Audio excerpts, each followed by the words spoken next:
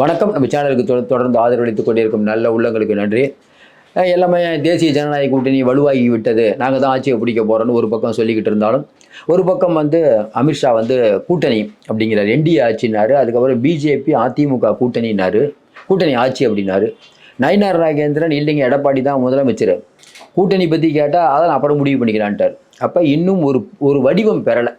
ஏன்னா ஆளாளுக்கு ஒன்று சொல்கிறாங்க போது வெளியிலலாம் சொல்கிறாங்கல்ல, அதிமுக பிஜேபி இன்னும் கீழே மட்டத்தில் ஒரு ஒருங்கிணைப்பு இல்லை. இது திமுகவுக்கு சாதகம் தான் இப்போதைக்கு. பின்னாடி அது வலுப்பெறுமா இல்லையாங்கிறது தெரியல. ஆனால் நம்ம ரொம்ப யோசித்து பார்க்கும்போது அமித்ஷாவோ எடப்பாடியோ சாதாரண ஆட்கள் இல்லை. அவங்க கீழே ஜெல்லாகிறதுக்கான வேலைகளை பண்ணுவாங்க. அதனால தான் 11 மாதத்துக்கு முன்னாடியே வேலையை ஸ்டார்ட் பண்ணிட்டார் அமித்ஷா. இப்படிப்பட்ட சூழ்நிலையில் டிடிவி தினகரனுடைய இன்றைய பேச்சு ரொம்ப முக்கியத்துவம் வாய்ந்ததாக கருதப்படுது. எடப்பாடி அவர்கள் வந்து நாங்கள் வந்து கூட்டணியில் இருக்கோம், அவர் தான் எங்கள் கூட்டணிக்கு வராருன்னு முதல்ல சொன்னார். அவர் உங்கள் கூட்டணிக்கு வரார் இல்லைன்னு மறுக்கலை. ஆனால் யார் இன்னைக்கு பெரிய கட்சி? ஒன்று, இன்னைக்கு என்டிஏ கூட்டணிக்குள்ளே எடப்பாடி வந்தாலும் யார் சிஎம்?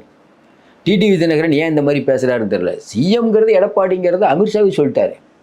அதுவும் இல்லாமல் அமித்ஷா கிட்ட எவ்வளவு நாளாக அப்பாயின்மெண்ட் கேட்டுட்டு இருக்காங்க டிடிவியும் ஓபிஎஸும். கூடவே இருந்த உங்களுக்கு கொடுக்காம எடப்பாடிக்கு தான் முக்கியத்துவம் கொடுக்குறாரு. அப்போ எடப்பாடி பழனிசாமி இங்கே கூட்டணிக்கு வந்துட்டாரு, நாங்கள்லாம் இங்கே தான் இருக்கோம் அப்படின்னு டிடிவி தினகரன் இந்த வார்த்தையை சொல்லியிருக்க வேணாம். இது ஒரு மனக்கசப்பு தான். அதையும் தாண்டி இன்னைக்கு டிடிவி தினகரன் சொன்ன வார்த்தை, இல்லைங்க என்டிஏ கூட்டணி ஆச்சு தான், பாருங்கள் டெல்லியிலலாம் பாருங்கள், பிஜேபிக்கு மெஜாரிட்டி இருந்த காலத்தில் கூட எல்லாரையும் கூட்டணியில் வச்சுக்குவாங்க அப்படின்னு சொல்கிறாரு. உண்மைதான். ஆனால் இது எடப்பாடிக்கு எரிச்சல் தருமானா கண்டிப்பாக எரிச்சல் தரும். இப்போ எடப்பாடி பழனிசாமி அவர் என்ன நினைக்கிறாரு? அதிமுக ஆச்சுங்க, நாங்கள் தாங்க எப்பயும் போல் அதிமுக தான், யாருக்கும் மினிஸ்டர் கொடுக்க மாட்டோம், அது அவங்க ஸ்டாண்டு. அதே தான் திமுக. ஏன்னா கூட்டணின்னு சொல்லி நீங்கள் ஒரு மக்களை சந்தித்தால் அது வந்து இந்த கூட்டணி தோல்வியில் முடியும். ஒரு கட்சி ஆட்சியை தான் மக்கள் விரும்புவாங்க. தமிழ்நாடு இவ்வளோ நாள் அப்படி தான் போயிட்டுருக்கு. கலைஞர் அவர்கள் மைனாரிட்டி அரசு நடத்தி கொண்டிருக்கும் போது கூட பாட்டாளி மக்கள் கட்சியெல்லாம் காங்கிரஸ்லாம் வெளியிலேருந்து ஆதரவு கொடுத்தாங்க.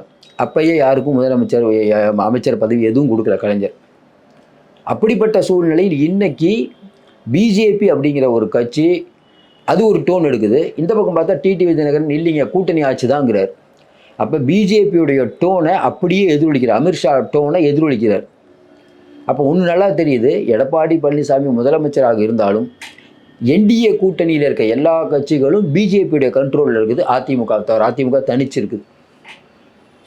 இப்போ காலைல நம்ம நயினார் நாகேந்திரன் பேசுனதை என்ன புரிஞ்சுக்கலான்னா, எடப்பாடி தான் சிஎம், நாங்கள் கூட்டணியில் அமைச்சரவையில் பங்கெடுக்கிறோமா இல்லையான்னு அப்போ தான் தெரியும்ட்டார், முடிச்சிட்டார். ஒருவேளை வந்து அதிமுக மெஜாரிட்டிலாம் போய் பிஜேபி தேவையில்லை தான் ஆட்சி அமைக்கக்கூடிய சூழ்நிலை வந்தால் பிஜேபிக்கு சீட்டு கொடுத்தே ஆகணுமே. ஆனால் ஒருவேளை எடப்பாடி பழனிசாமி தனிப்பெரும்பான்மையாக இருந்தால் அப்போ கொடுக்கணுமா வேணாமாங்கிற ஒரு கிளியர் பிக்சர் இல்லை. நம்ம விசாரித்த வரைக்கும் ஏற்கனவே எடப்பாடி பழனிசாமி ரொம்ப தெளிவாக சொல்லிட்டதா சொல்கிறாங்க. பேசும்போதே அமித்ஷாட்ட பேசும்போதே எத்தனை சீட்டு, நிறைய பேர் சொல்கிறாங்கல்ல சீட்டு பிரச்சனை வரும்னு. எடப்பாடி அன்றைக்கே சீட்டை முடிவு பண்ணிட்டாராம். ஏன்னா கூட்டணிக்கு வந்து உள்ளே போகும்போது அண்ணாமலையை நீக்கினாதான் நான் வந்து உங்களை பார்க்க வருவேன்னு சொல்லி டிமாண்ட் பண்ணி போனவர் எடப்பாடி. அப்படிப்பட்ட எடப்பாடி நாளைக்கு போயிட்டு 90 சீட்டு 100 சீட் கேட்டால் என்ன பண்ணுவீங்க? இல்லை 70 சீட் கேட்டால் என்ன பண்ணுவீங்க? அதனால் கூட்டணி பேசும்போதே அன்னைக்கு முடிக்கும் போதே அமித்ஷா அவர்களும் எடப்பாடி அவர்களும் 1 to 1 எவ்வளோ சீட்டுங்கிறத முடிவு பண்ணிட்டாங்க அப்படிங்கிறத வரக்கூடிய தகவல் நம்ம உறுதிப்படுத்துகிறோம். ஏன்னா தொடர்ந்து நம்ம சொல்கிற மாதிரி நீங்கள் என்ன தான் நினச்சிட்டாலும் எடப்பாடியை நீங்கள் அண்டர் எஸ்டிமேட் பண்ணிடாதீங்க. ஒரு காலத்தில் இருந்த எடப்பாடி வேறு, எப்போ பவர் இல்லாமல் இருந்த எடப்பாடி, பொதுச் செயலாளர் பிரச்சனை, ஓபிஎஸ் பிரச்சனை, சசிகலா பிரச்சனை, பிஜேபி பிரச்சனை. இன்னைக்கு அப்புறம் பார்த்தீங்கன்னா அண்ணாமலை அரசியல் பண்ணிகிட்டு இருப்பார், எடப்பாடி அமைதியாக இருந்தார். ஏன்? அண்ணாமலைக்கு ஒரு பிரச்சனையும் இல்லை, என்னை அரெஸ்ட் பண்ணிப்பார் தொட்டுப்பார்னு பேசுவார், அவர் அரெஸ்ட் பண்ண முடியாது. அது மாதிரி எடப்பாடி பேச முடியாது. எடப்பாடிக்கு இங்கே லோக்கல்லையும் தமிழக அரசியலில் நிறையா பிரச்சனை இருக்குது, கேஸ் இருக்குது, சென்ட்ரலில் கேஸ் இருக்குது, டெண்டர் முறைகேடு வழக்கு சிபிஐயில் இருக்குது, இவ்வளோ பிரச்சனை. அவங்க சம்மந்தி வீட்டிலலாம் ரைடு, இவ்வளோ பிரச்சனையில் இருந்தார் எடப்பாடி. அப்போ அரசியல் பண்ண முடியல. இன்றைக்கி பிரச்சனை இல்லை. பார்த்தீங்கன்னா கொஞ்ச நாளாக பார்த்தீங்கன்னா எடப்பாடியுடைய அந்த வேகத்தை பார்த்தீங்கன்னா தெரியும். பூத்து கமிட்டிலாம் 5ஆம் தேதிக்குள்ளே முடிக்கணும்னு ஓடி வேலை பார்த்துட்ருக்காங்க அதிமுகவில். குறிப்பாக பிஜேபியில் ஒரு கூட்டணி வச்ச பிறகு எடப்பாடி பழனிசாமி ஒரு புது தெம்பு வந்த மாதிரி தான் பேசுகிறார். அப்போ ஒரு மனிதர் வந்து ஒரு காலத்தில் அவர் சரியாக செயல்படலங்கும் போது அவர் செயல்படவே இல்லைன்னு சொல்கிறது சரியில்லை. இன்றைக்கி அவரோட செயல்பாடு சரி. பிஜேபியோட கூட்டணிக்கு வந்தோன்னா அதிமுகவுக்கு ஒரு புதிய வேகம் வந்திருக்குன்னே சொல்லலாம். ஆனால் ரொம்ப ஒரு விஷயத்தில் தெளிவாக இருக்கார் எடப்பாடி. நம்ம தலைமையில் தான் ஆச்சு. அவரே சொல்கிறாரு பாருங்க, ஐயா நான் தாங்க அதிமுக ஆட்சிங்க முடிச்சிட்டேன், மற்றதுக்கெல்லாம் யோசித்து சொல்கிறவர் இதில் ரொம்ப தெளிவாக இருக்கார். இப்போ டிடிவி மறுபடியும் ஒரு விஷயத்தை சொல்கிறதன் விலையாக, ஏற்கனவே டிடிவி அண்ணாமலை வந்து உங்கள் கையில் தான் அதிமுக வரும்னு டிடிவியை உசுப்பி விட்டு இன்றைக்கி டிடிவி எந்த நிலைமையில் இருக்காருன்னு தெரியும். டிடிவிக்கு இன்றைக்கி எடப்பாடி கொடுக்குற சீட்டு தான். இப்போ என்ன சொல்கிறாங்க, அதிகபட்சம் ஒரு 5 சீட்டு கொடுப்போம் டிடிவிக்கு, அவ்வளோதாங்கிறாங்க. அந்த 5 சீட்டுக்கு டிடிவி உடன்படுவாரன்னா வேறு வழி இல்லை, நீங்கள் உடன்பட்டு தான் ஆகணும். நீங்கள் கேட்குறீங்க ஓபிஎஸ் என்ன கதைன்னு கேட்குறீங்க. ஓபிஎஸ் வேணால் தாமரையில் இன்றைக்கி நான் ஒரு சீட்டு மட்டும் அவர் கொடுப்போன்னு சொல்லிட்டாங்களாம். அப்போ இன்றைக்கி ஓபிஎஸ்க்கும் சிக்கல். ஓபிஎஸ் அண்ணாமலையை நம்பி வீணாக போயிட்டார். இப்படிப்பட்ட சூழ்நிலையில் இன்றைக்கி எடப்பாடி அவர்களுக்கு சங்கடத்தை கொடுக்கும் வேலையை இன்றைக்கி டிடிவி தொடங்கியிருக்காரு. நல்லதான் நமக்கு தெரியல, ஏன் இதை பண்ணுறாருன்னு தெரியல. ஏன்னா ராஜேந்திர பாலாஜிலேருந்து ஆர்பி உதயகுமார் இவங்க எல்லாம் வந்து எடப்பாடியுடைய மனசாட்சி. கூட்டணி ஆட்சினால எடப்பாடி ஆட்சின்ட்டாங்க. இதுவே ஒரு தப்புங்க. அதாவது திமுக கூட்டணி வலுவாக இருக்குது, அங்கே ஸ்டாலின் தான். இந்த பக்கம் எடப்பாடி இவங்கெல்லாம் கூட்டணி சேரும் போதே கூட்டணி ஆட்சியா இல்லையா, பிஜேபி ஆட்சியா எடப்பாடி ஆட்சியா, இந்த ஒரு குழப்பங்கள் வந்து ஆரம்பத்தில் இருக்கிறது தப்பு. அநேகமாக சீக்கிரம் அதுக்கு ஒரு முடிவு தெரியும் நம்ம நம்புகிறோம். ஆனால் எக்காலத்திலையும் எடப்பாடி பழனிசாமி கூட்டணி ஆட்சிக்கு ஒத்துக்க மாட்டார். அது நம்ம ரொம்ப தெளிவாக இருக்கும். இல்லை விஜய்கிட்டே போயிருக்கலாமே. இல்லை இன்னும் நிறைய பேர் சொல்கிறாங்க கடைசி நேரத்தில் எடப்பாடி வந்து பிஜேபி கழட்டி விட்டு விஜய்கிட்ட போயிடுவார். நம்ம அப்படி நினைக்கல. ஏன்னா இவ்வளோ தூரம் ஹோம் மினிஸ்டர் வந்து பேசுனதுக்கு பிறகு, எடப்பாடி தான் சிஎம்னு சொன்னதுக்கு பிறகு எடப்பாடி வந்து பிஜேபியை கழட்டி விடுவார் அப்படிங்கிறது அமித்ஷாவுக்கு தெரியாமையே இருக்கும். கழட்டி விடுவதற்கான வாய்ப்பில்லை. கண்டிப்பாக அதிமுக பிஜேபி கூட்டணி தான் இருக்கும், அதில் மாற்று கருத்தெல்லாம் இல்லை. இதில் வந்து விஜய் வருவாரா மாட்டாராங்கிறது காலம்தான் முடிவு செய்ய வேண்டும். ஆனால் இன்றைக்கி இருக்கக்கூடிய சூழ்நிலையில் டிடிவியோட எந்த வார்த்தை அதிமுகவுக்கு ஒரு தர்ம சங்கடத்தை எடுத்து தேவையில்லாமல் சீண்டி விட்டுருக்காரு. இப்போ அதிமுக யார்கிட்ட போய் கருத்து கேட்டிங்கன்னா டிடிவி தினகரனை பற்றி தேவையில்லாமல் பேச்சு வளரும். இது எப்படி இவங்க தடுக்க போகிறாங்கன்னு தெரில. இப்படி இவங்க சண்டை போட்டுக்கிட்டே இருந்தாங்கன்னா இன்றைக்கி இருக்கக்கூடிய சூழ்நிலையில் அதிமுக அப்படிங்கிறது வந்து கொஞ்சம் சிரமம்தான். ஏன் இதை சொல்கிறோம்னா, ஏற்கனவே வந்து போன தடவை பார்த்தீங்கன்னா டிடிவி தினகரன் கிட்டத்தட்ட ஒரு 10 தொகுதியில் வந்து அவர் வந்து அதிமுகவுடைய வெற்றியை தடுத்திருக்கார். பார்த்திங்கன்னா தினகரன் வந்து கோயில்பட்டி, ஆண்டிப்பட்டி, கம்பம், அப்புறம் பார்த்திங்கன்னா கிட்டத்தட்ட பார்த்திங்கன்னா நிறைய இடத்துல அவர் வந்து பயங்கரமாக ஓட்டை பிரிச்சிருக்கார் அப்படின்னே சொல்லலாம்.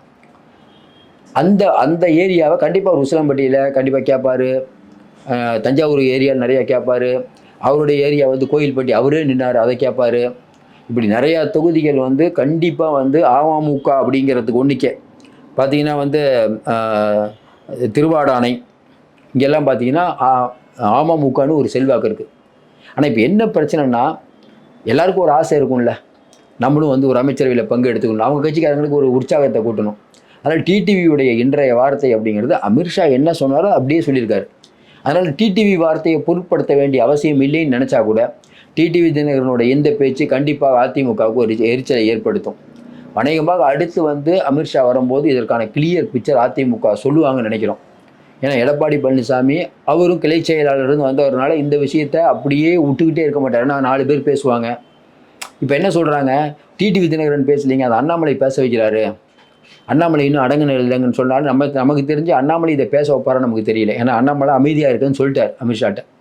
ஏன்னா அண்ணாமலை அவர்கள் நல்லா வேகமாக வந்து கட்சியை வளர்த்து இன்றைக்கி அமைதியாக இருக்கார். அப்படிப்பட்ட சூழ்நிலையில் டிடிவியுடைய இந்த வார்த்தை மறுபடியும் அதிமுகவினரை உசிப்பட இருக்குது. இப்போ டிடிவி தினகரனுக்கும் அதிமுகவுக்கும் ஒரு உரசல் வரக்கூடிய நிலைமை தான் இந்த வார்த்தை உருவாக்குது. அதனால் டிடிவி தினகரன் இந்த வார்த்தையை பேசியது வந்து ஏற்புடையதில்லைன்னு தான் நம்ம நினைக்கிறோம். ஒருவேளை டிடிவி தினகரனும் சாதாரணமாக எடுத்துக்க முடியாது.